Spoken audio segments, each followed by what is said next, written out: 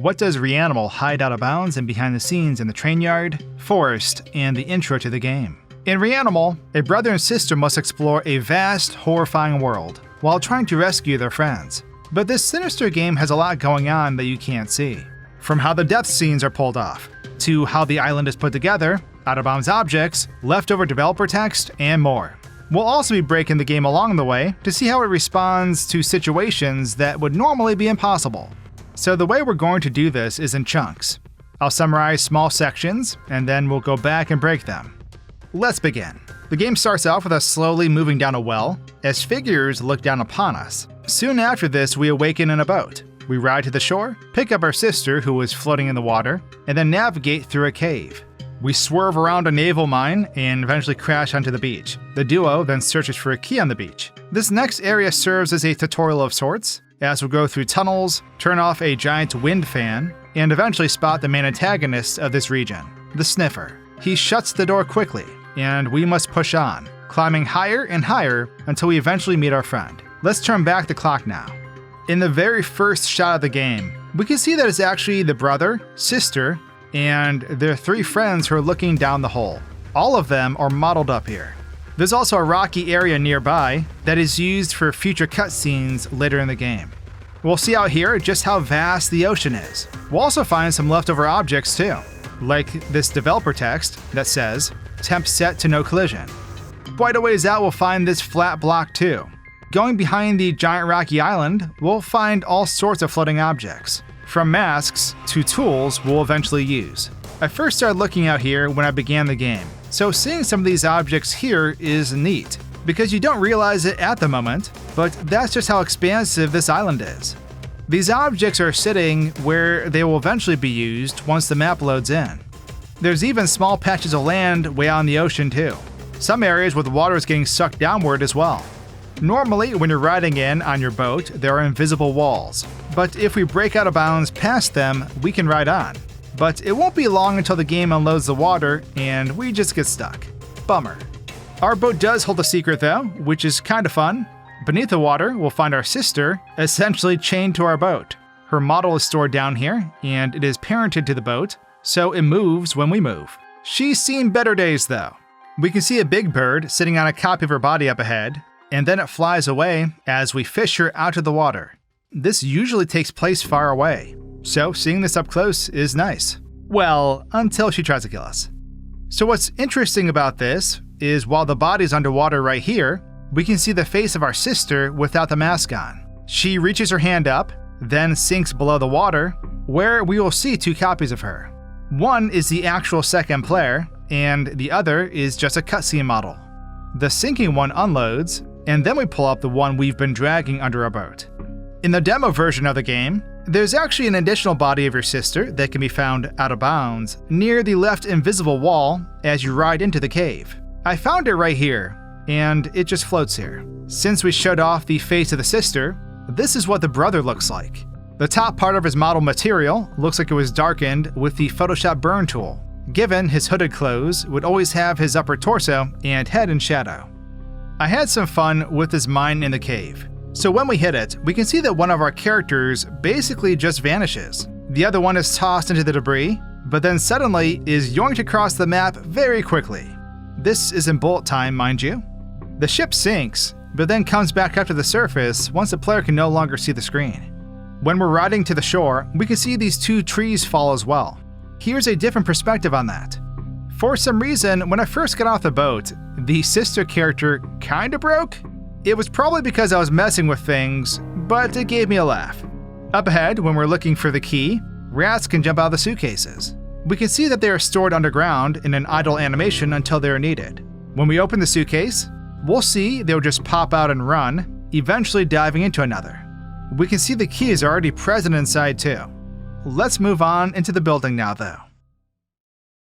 Slowing the game down, I wanted to see what happened when we touched the moving fan blade. We basically ragdoll the second we get bonked. The game's speed determines how far the blade will carry us though, because at normal speed it pulls us upward. Next up we have our introduction to the Sniffer. We can see he's waiting for us to climb the ladder as he stands in an idle animation, which activates his next animation to pull down the bay door. Inside, we'll find tons of skin suit monsters that will be hunting us down eventually. We'll see he simply freezes in place and remains here until we move on. No worries, he'll sniff us again soon. There is a mask we can get up here, so let's do that. Throughout the game, we'll run into lots of collectible masks. So once meeting our friend, they end up running off down this pipe. Their name is apparently Hood, according to the merchandise, at least currently. Next up, we need to restore power to this giant spinning turbine. We can find it in the office to the left, but there's also a computer we can mess with in here as well. Once it is moving, we don't jump on it. Whoops. We actually move around it and have our companions stop it from moving so we can cross, climb up, knock down a board, and then let them follow. This takes us into a locker room where one locker contains a body, gross, and the other leads to a secret passage, which ends up being also gross. Inside this bathroom, we'll find a new mask that's probably very squishy. Moving on, we head through this door and make our way down a level. This takes us into another sewer tunnel where we can see Hood pop out and run in front of us. This leads us to the start of the trainyard, and as we climb this ladder, the sniffer can be seen sneaking around the corner. There's some collectible artwork and an achievement over here for pushing this dude into the abyss. We head on back, put a wheel on this trolley, and then head into the building on the right first. There's a mask we can grab if we take the bottom door first, although there's also a flyer in here under a box that looks like the collectible ones, but I couldn't grab it for some reason. Heading back though, we'll open the door to the restroom as we see the sniffer. In the next room, the sniffer vanishes by climbing into a body, and we must grab the plunger and unclog the toilet to get a key. Someone definitely used too much toilet paper. This key unlocks the next building, which has us travel through a big room, and then eventually into a storage area to grab the second wheel. However, this starts a chase, where the skin monsters come alive. We must run, wheel in hand, all the way outside the building without being eaten by the monsters. We can then throw it on the trolley, and ride like the wind, Bullseye. Let's see how all this works behind the scenes now. Going back to where our friend first runs off, without the post-processing effects, we can see she will freeze at the end of this tunnel. This is what this scene looks like from inside the tunnel. Not sure how Hood can see very well, which will be a common theme. I even tried going in after her by removing the grating. And while we can get back here, the game will detect we've left the main area after a short while, and then the world will unload as we fall to our death. Glorious! Moving on, here's a close-up of what that computer screen has on it, as we can cycle between two images. Next up, we have that locker room, and we can view how the body is already in the locker and poking out the wall in the back. As we open it, the body will slither out. The next thing I wanted to show off was Hood emerging in front of us to run down this hallway. She's stored out of bounds right here, and just kind of climbs out the wall. You don't really think about it too much, and the normal visual effects help hide this, but Hood's a straight-up ghost. She'll run down this tunnel and then vanish soon after she comes around the bend. Similarly, as we climb the ladder, the sniffer spawns in right here with his suitcase and walks around the corner. The suitcase is empty though, despite an arm sticking out of it, and he'll eventually unload after a few steps. The suitcase flies through the air and into the ground before it vanishes. Something to note here is that his ice cream truck is hidden behind this rubble, although it's very difficult to see in-game. We can find the suitcase arm back here too. Up ahead, although we can hear the sniffer enter the building, it's only audio that plays and a light clicking on, as we can't see him. We can see him when we first enter the bathroom though. He'll go through the door, slide a bit, and then channel his inner Luigi as he stiffens out and then slides through the ground quickly. When we step through the hole in the wall, we'll see the sniffer load in and climb through the body. He'll contort and clip through the floors and walls as his body slides inside the skin suit like Han Solo stuffing Luke into a tauntaun. How lovely! But this isn't the only cramped encounter, because over by the toilet, we can see the skin monster clipping through the back of it. Watching in slow motion shows how much the camera's normal perspective is capable of hiding parts of the animation, as the duo eventually pulls this monster out with a mighty tug. How it got there in the first place? I'd rather not know. Now, when we grab the wheel in the next building, we'll see these monsters will come alive and slither about. They slowly droop off the shelves and become aggressive. When we get caught, these skin snakes eat our characters. let's slow this down to see how it works. We'll see that we actually get stuffed beneath them and pushed below the ground when this occurs. We are anchored to their position.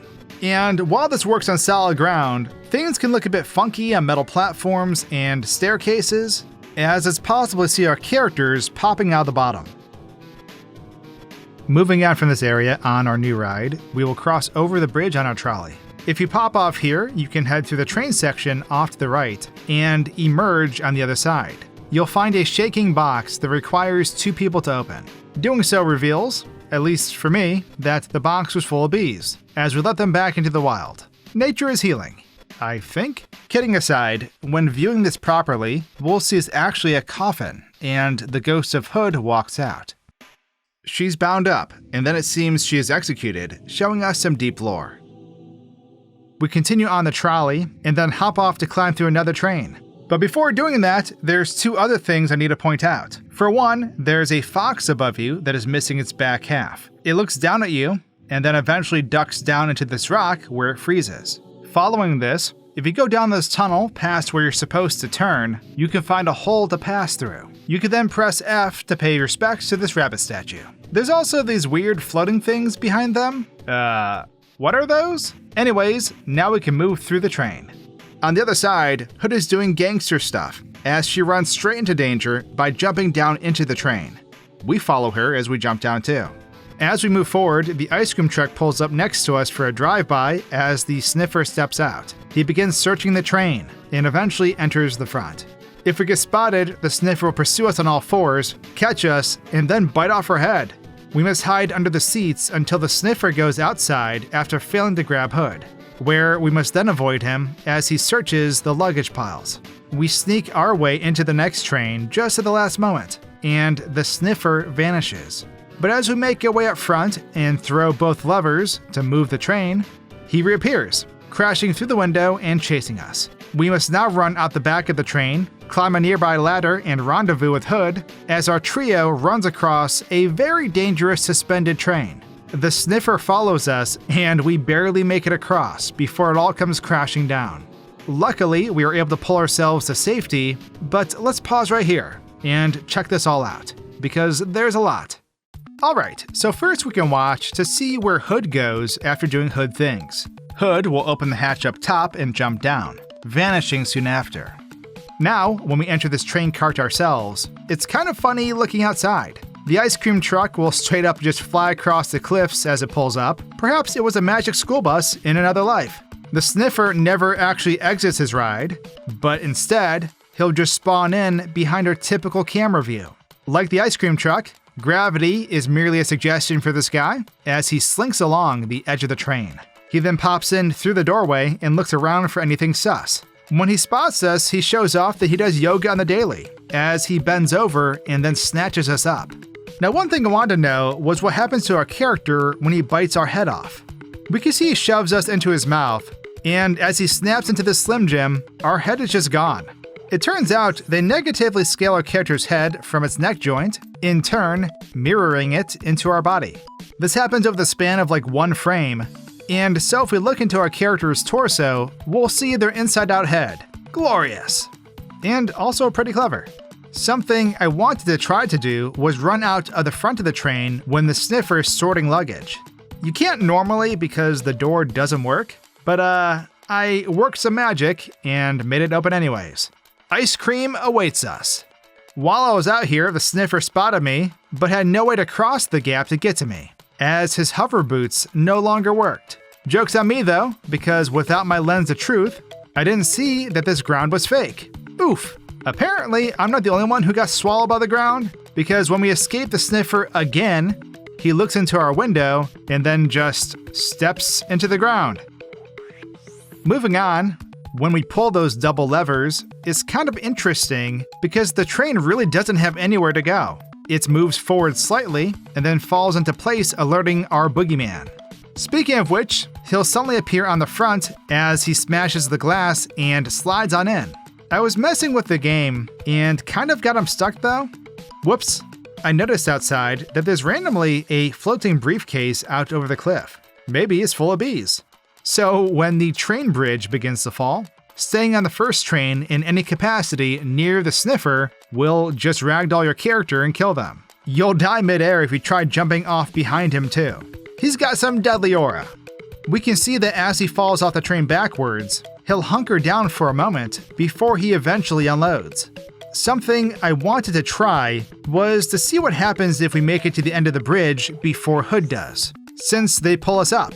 Hood just kind of warps to the end and flies into the train, before she eventually rotates and climbs through the metal. Down below the water, we can see all the train sections that fell down as they float in the void. But now we have the forest to tackle, so let's press on. So we hop down from the train and run into the woods. We eventually jump down to a lower section, and soon after are invaded by the skin suits. We evade them around a bend, and then jump a fence to safety. Here, we must go over by this headless rooster and grab a saw, which we can use to cut down this tree to get across. We then run through a forest littered with skin suits hanging from the trees. In the distance, we can hear and see a car's headlights approaching, and as we make it around this bend and hop over another fence, we'll be face to face with a cursed ice cream truck. It then clicks its lights on and tries to run us over as we flee from it. As we are escaping, we eventually jump over a small ledge, but Hood falls before making it. The sniffer then skids his vehicle to a stop right in front of Hood and offers the child a frozen treat. Soon after, he will snatch up our friend and drive away. As we continue on, we can find another arch collectible by this camper. We then run down the road and come to a car, which we can set into motion as it drives down the hill and crashes through the fence. This then leads us into the city area, so we'll put a pause here and break stuff. So we jumped off the train, and our trio is ready to head into the forest. When we get jumped by all the skin monsters, I did want to point out there is a random hole here that you can fall to your death in. It's quite the drop into the abyss. Before we jump the fence, we can see that once we reach the safe spot, all the enemies in the area will slither off into the forest over here, where they then unload. Taking a look up close at this rooster, we can see he's still kicking despite the minor flesh wound. We can watch our character saw this tree down in slow motion to get a better appreciation for the animation. We can also take a look up in the trees ahead to see all the bodies in them. So this bend right here in the forest shows some headlights shining in the distance, and by moving the camera, we can see it's just two floating lights driving around on this back road. This is interesting because there is an ice cream truck stored over here too, where they start off, but it doesn't move. It's just wedged between two surfaces on the edge of the map, and its side hatch is open, possibly hinting it's a truck we'll encounter much later. We can follow these headlights to the next ice cream truck, where they then click off. Now, the ice cream truck down below won't activate until all three characters have touched the ground after falling. Even if we run behind it, it will simply run over your party who doesn't run. So the goal is unclear here. Does he want us dead or captured? I broke the game some because I wanted to explore this back area, so I moved our characters next to the truck. There's an invisible wall here, as you can see me running up against it.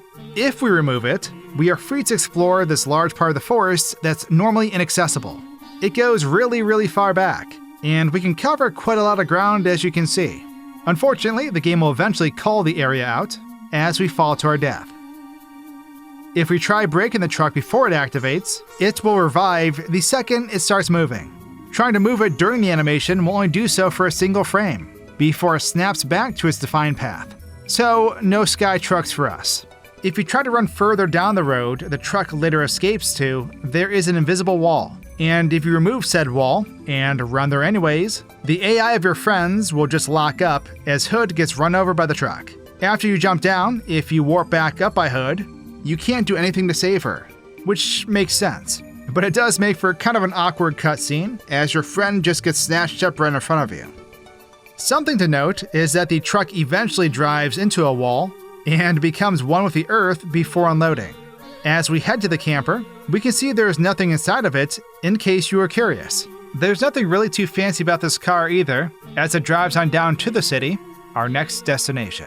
But with that, that's everything I found behind the scenes in the trainyard factory and forest. Next up is the city, so subscribe now, and I'll be uploading that very soon. Cheers!